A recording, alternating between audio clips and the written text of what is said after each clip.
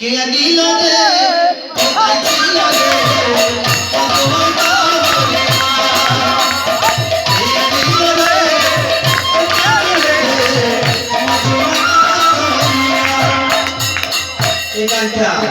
এই গানটা কে রচনা করেছে?